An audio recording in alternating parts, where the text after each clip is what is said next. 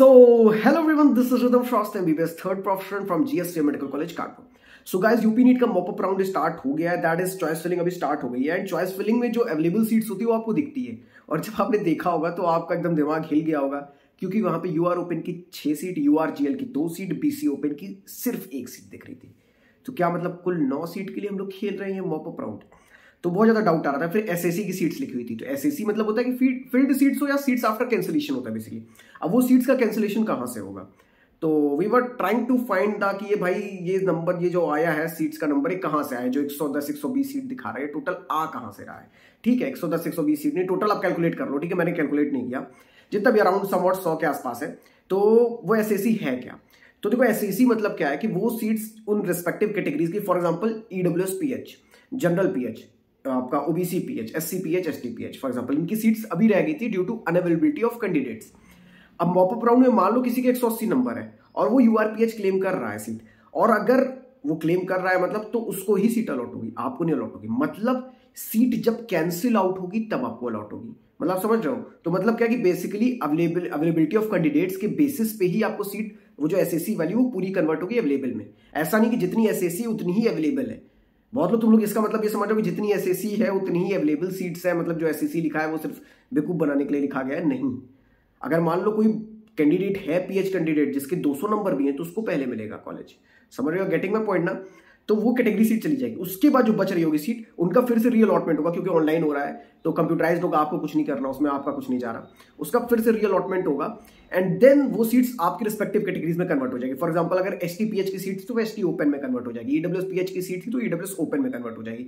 ठीक है, जो भी सीट्स बच रही है, पीएच की बच रही है, अगर फ्रीडम फाइटर की सीट बच रही है, या एनसीसी कैडेट की सीट बच रही है, ठीक है, जहां की भी सीट बच रही है due to availability of candidate, मतलब कैंडिडेट ही नहीं भाई, मान लो 40 सीट बच रही है यूआरपीएच की फॉर एग्जांपल।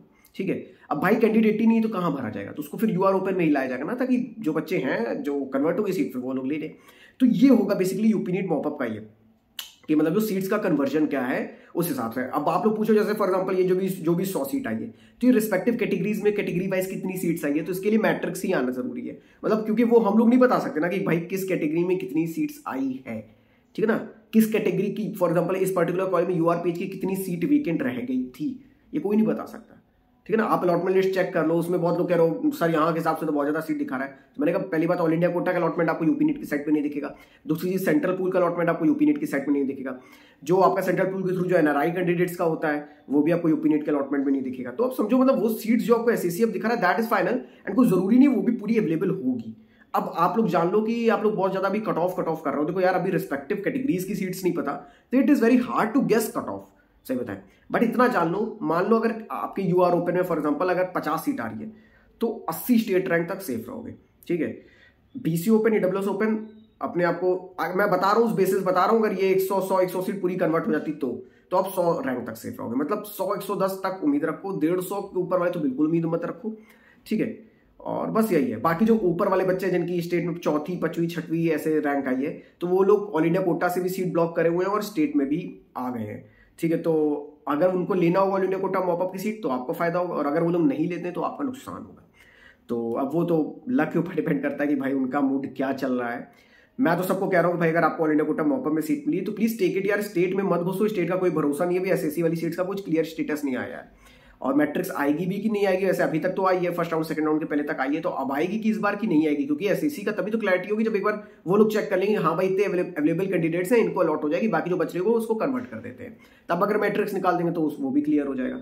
बाकी देखो, तो ये आपके लिए एक इन्फॉर्मेटिव वीडियो था रिगार्डिंग एसएससी की, कि भाई क्या हो सकता है और कितनी रैंक तक आप अपने आप को सेफ मान सकते हो। बहुत ज्यादा क्वेश्चन आ रहे थे, एंड मेरे एग्जाम्स की वजह से मैं ज्यादा वीडियो कवर नहीं कर पा रहा हूँ। मैसेजेस तुम लोग के बहुत ढेर सारे, मैं रिप्लाई भी नहीं कर पा रहा हूँ, तब भी कोशिश कर रहा हूँ कि आपको धीमे धीमे करके आपको रिप्लाई करूँ। आप एक काम करो, आप यहाँ पे इंस्टाग्राम हैंडल मेरा दिख रहा होगा, जो भी क्वेरी आए मैसेज अपना डाल दो, मैं रात को जब फ्री हूंगा मैं रिप्लाई कर दूंगा। ठीक है, चलो तो फिर चलता हूँ, bye, take care, wish all the best, मस्त रहो, बिंदास रहो, अच्छे से कराओ काउंसलिंग, जो होगा अच्छा होगा। ठीक है, चलो चलता हूँ, बाय।